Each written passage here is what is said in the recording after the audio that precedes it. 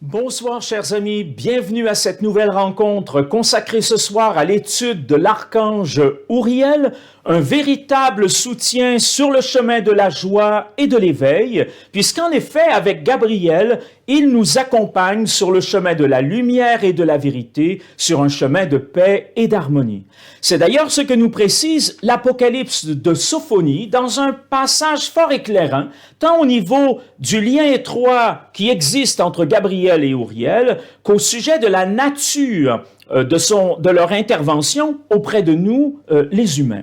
Alors ce texte, l'Apocalypse de Sophonie, dans sa forme actuelle, est constitué de deux manuscrits fragmentaires qui proviennent de Haute-Égypte. En fait, ce sont des traductions coptes du 4e et 5e siècle d'un original grec plus ancien, datant approximativement de l'an 100, qui a été rédigé par un auteur juif, sensible à l'angiologie et qui nous donne des précisions fort intéressantes sur l'archange qui nous intéresse ce soir.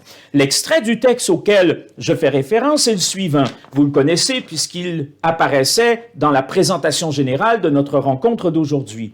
Alors, Gabriel et Uriel formeront une colonne de lumière qui marchera devant eux. Eux, ce sont les hommes, vers la terre sacrée. Il leur sera permis de manger les fruits de l'arbre de la vie. Ils porteront des vêtements blancs et les anges veilleront sur eux. Ils n'auront pas faim, ils n'auront pas soif et le fils de l'iniquité n'aura aucun pouvoir sur eux. Ce texte est remarquable.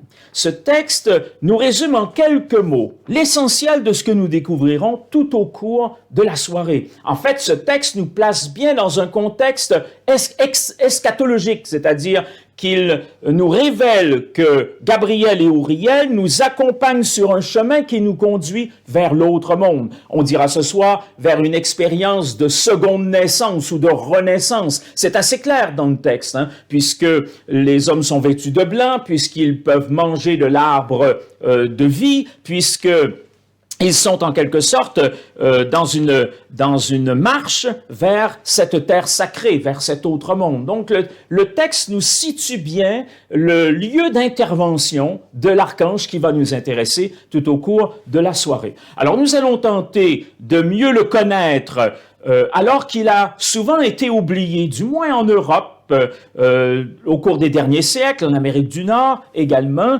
mais dont l'importance est pourtant capitale. Alors, on va organiser notre étude de la manière suivante. Dans un premier temps, comme nous l'avons déjà fait pour Raphaël et pour Gabriel, nous allons le situer parmi les 7 grands archanges de la tradition judéo-chrétienne. Vous les connaissez puisqu'on les a présentés lorsqu'on a introduit notre étude sur Raphaël, puis on l'a fait une seconde fois lorsque nous avons parlé de Gabriel. C'est ceux qu'on appelle parfois les 7 esprits devant le trône, les 7 esprits devant le trône qu'on retrouve notamment dans le texte de l'Apocalypse de Jean. Eh bien, cela va être un élément clé pour nous parce que ça va nous permettre d'approcher un peu mieux les fonctions qu'il exerce au sein de la hiérarchie. Alors, vous savez que ces 7 archanges, ils se répartissent sur 2 cercles de vie. Et le lieu où ils se situent, eh bien, est assez révélateur de leur nature et de leur fonction. Donc, ce sera notre premier volet, un volet introductif où l'on refera cet exercice de situer l'archange qui nous intéresse ce soir au sein de cette hiérarchie. Puis, dans un second temps, nous allons découvrir sa présence dans les textes sacrés, qui, bien qu'ils ne soient pas reconnus comme étant canoniques, n'en sont pas moins pertinents et fondamentaux. En effet, il faut préciser dès le départ qu'Uriel n'apparaît pas dans les textes bibliques, mais nous verrons que ces autres sources comblent largement la lacune. Bon, ça explique que parfois il y a eu certaines suspicions à son égard parce qu'il n'était pas explicitement cité dans la Bible, on va revenir là-dessus tout à l'heure, mais enfin, les autres textes sont d'une telle richesse que nous ne manquons pas d'informations sur sa nature et sur sa vocation. Puis, dans un troisième temps, cela va nous conduire à l'étude de son nom hébreu, puisque vous le savez, chaque mot hébreu est révélateur de la nature et de la vocation de la chose ainsi désignée. Alors, on va s'intéresser à son nom, on va découvrir là certains éléments très importants également pour mieux connaître sa nature et pour, d'une certaine façon, comprendre un peu mieux la façon dont il nous accompagne, la manière dont il nous accompagne sur le chemin de l'initiation.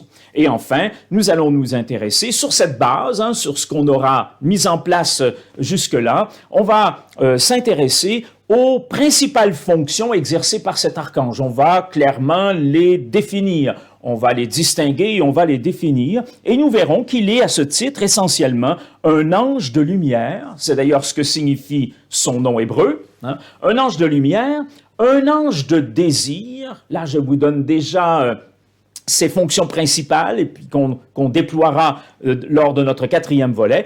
Donc, un ange de lumière, un ange de désir, un ange de service et un ange d'ivresse et de joie.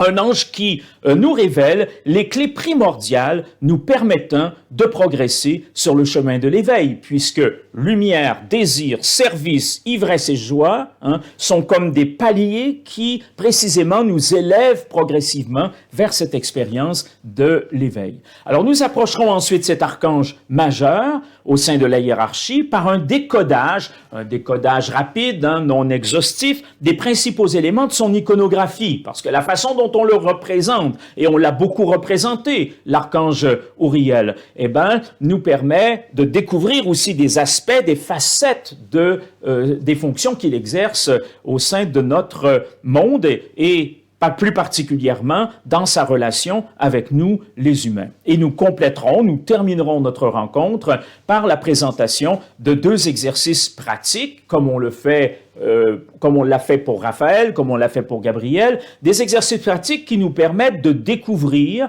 d'une manière intime, j'oserais presque dire charnelle et opérative, sa réalité la plus intime et la plus secrète. Parce que bien évidemment, tout ce qu'on aura raconté ce soir, ça a un intérêt, bien sûr. Ça nous permet de mieux connaître cet être de lumière, ça nous permet aussi de voir dans quelle mesure il est intéressant de l'invoquer.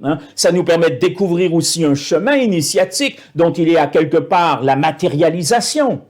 Mais le plus intéressant, bien sûr, ce n'est pas simplement la réflexion intellectuelle, mais c'est la pratique. Dans toute démarche spirituelle, dans toute démarche initiatique, l'essentiel est l'entraînement pratique, l'expérience pratique.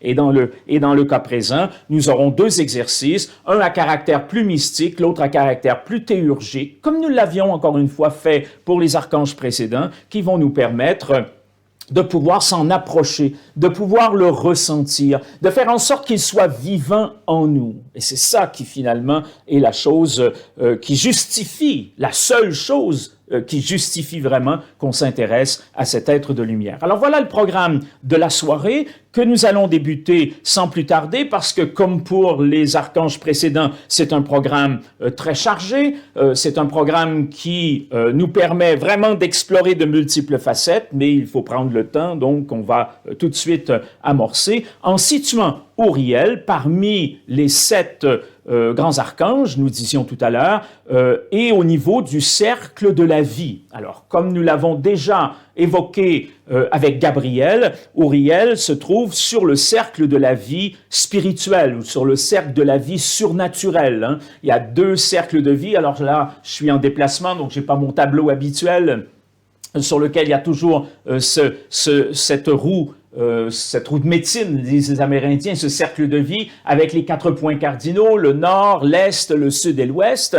Alors évidemment, il y a un premier cercle qui concerne la vie naturelle, je dirais la vie biologique, la vie humaine. On pourrait aussi parler de croissance personnelle. Et il y a un second cercle qui concerne la vie spirituelle. On pourrait parler de l'expérience de l'éveil. Et donc, ces cercles sont répartis, bien sûr, autour de 4 points cardinaux. Nous avions déjà mentionné que l'archange Gabriel se trouve au nord. C'est le début du cercle de la vie surnaturelle. D'ailleurs, c'est l'archange de l'annonciation. C'est celui qui est à l'amorce même de l'expérience spirituelle, de l'éveil spirituel. Il est situé au nord. Or, il est suivi, comme d'ailleurs l'Apocalypse de Sophonie nous l'indiquait très clairement, il est suivi par l'archange Uriel qui, cette fois, se trouve à l'est de cette roue de ce cercle de vie spirituelle. Une position qui n'a pas l'unanimité des différentes sources anciennes, hein, puisque certains auteurs nous diront qu'il est au nord, d'autres qu'il est à l'ouest, et d'autres qu'il est à l'est. C'est le cas de cette tradition que je représente, qui est celle de la Kabbale judéo-chrétienne, de l'ordre kabbalistique de la Rose-Croix du Canada, dans lequel on retrouve l'archange Uriel situé à l'est, et cette situation, cette mise en relation avec l'est spirituel, avec l'est mystique, se comprend aisément. Hein.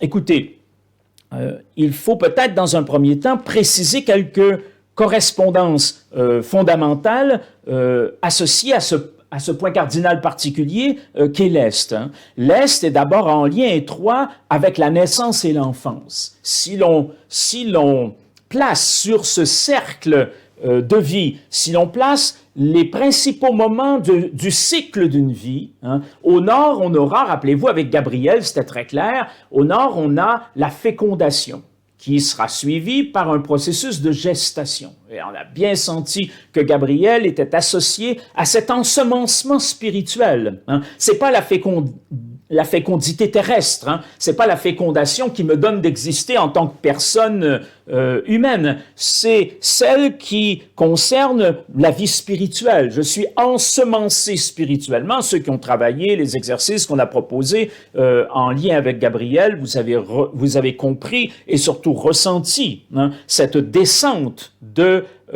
ces forces spirituelles. Hein. Rappelez-vous, le Nord est en rapport avec la Terre, hein, cette espèce de substrat qui reçoit la fécondité et qui est lieu de fécondation. Alors, le Nord, c'était la fécondation et la gestation. L'Est, c'est la naissance et l'enfance. Donc, il y a l'idée de naître et il y a l'idée de croître. Hein. L'enfance, c'est toute la phase de croissance. Alors ici, bien sûr, il ne s'agit pas de la naissance au sens biologique. Hein. C'est une seconde naissance, ou si vous préférez, c'est une renaissance. Hein. Et la croissance de cet homme nouveau. Hein? La croissance de ce puer aeternus, disaient les anciens, de cet enfant d'éternité, hein, qui va d'une part naître et qui va s'engager sur un chemin de croissance et de développement. Donc Gabriel était celui qui assistait, qui accompagnait ce processus de fécondation. Uriel est celui qui est une sage-femme, en quelque sorte, hein, qui favorise l'accouchement, la naissance de cet homme nouveau, et qui va nourrir, et qui va soutenir, et qui va accompagner cet homme nouveau, celui qui a connu la seconde naissance, sur un chemin de croissance et de développement spirituel. C'est pour ça que je parlais tout à l'heure d'un chemin d'éveil. Hein. Donc, on sent bien là qu'après l'ange du Nord, Gabriel, l'ange de l'Annonciation, vient donc celui de la Renaissance, hein, en lien cette fois, puisque c'est une correspondance inhérente à l'Est, que ce soit l'Est au premier degré ou l'Est mystique, en lien avec l'élément eau. Alors c'est intéressant aussi parce que c'est de l'eau que tout naît, que tout jaillit, que tout prend forme à quelque part. Donc ce n'est pas les eaux d'en bas, cependant, ce seront les eaux d'en haut, celles qui correspondent à la seconde naissance. On pourrait parler, dans un univers judéo-chrétien, des eaux baptismales, hein, qui sont précisément celles qui permettent une renaissance. Hein. D'ailleurs, traditionnellement, le baptême se faisait par immersion, triple immersion, où l'on faisait descendre le candidat dans les profondeurs des eaux, où, d'une certaine manière, il vivait une expérience de mort. D'ailleurs, on disait, il va mourir avec le Christ pour renaître avec lui. Hein. Une expérience de dissolution, hein. Les eaux étant liées à cette dissolution, pour pouvoir jaillir de nouveau, pour pouvoir naître une seconde fois dans des eaux qui ne sont pas des eaux naturelles. Hein. L'eau baptismale préparée dans quelques jours, d'ailleurs, lors de la veillée pascale, les eaux baptismales sont préparées avec l'immersion du cierge pascal, donc on y introduit le feu du Christ. On lui introduit la lumière du Christ, Lumen Christi. Hein. C'est les mots que prononce le diacre en avançant vers le chœur et en portant le cierge pascal. Cette lumière du Christ, hein, ce Lumen Christi, est ensuite introduit à 3 reprises dans l'eau baptismale. On y met des huiles également, huile des catéchumènes, Saint-Crème, de telle sorte que cette eau n'est plus une eau naturelle, c'est une eau surnaturelle, c'est une eau mystique. C'est précisément ce qu'on appelle les eaux d'en haut, hein, et cela permet un processus de renaissance. Gabriel est donc celui qui va introduire l'action d'Uriel, qui pourrait donc être l'ange de ces eaux mystiques, hein, l'ange propice qui favorise la naissance et la croissance de l'homme nouveau. Alors ça, c'est au niveau d'une correspondance avec le cycle de la vie. Hein. Si on reprend ce même cercle de vie, que l'on rappelle qu'Uriel se trouve à l'est et que cette fois on le met en rapport non pas avec le cycle d'une vie mais avec le cycle d'une année, eh bien l'est est en rapport avec le printemps. Et nous voilà à nouveau avec un symbolisme très fort, en parfait écho avec ce que nous venons d'évoquer, puisque le printemps, c'est le moment aussi d'une renaissance. C'est le moment d'une renaissance au niveau de la nature déjà, dans le cycle naturel. Et on sent bien qu'il y a au printemps quelque chose qui est de l'ordre d'une introduction dans quelque chose de nouveau, quoi. Il y a vraiment l'idée aussi d'une renaissance avec le printemps. D'ailleurs, c'est en lien avec des événements mystique, par exemple dans la tradition judéo-chrétienne, qui ne laisse aucun doute sur le fait qu'il s'agit là de naître une seconde fois et d'entrer dans un nouvel ordre des choses. Ça, ce serait dans notre correspondance entre l'Est mystique et le cycle d'une année, enfin au niveau du cycle d'un jour, et ça va être très important pour nous également ce soir.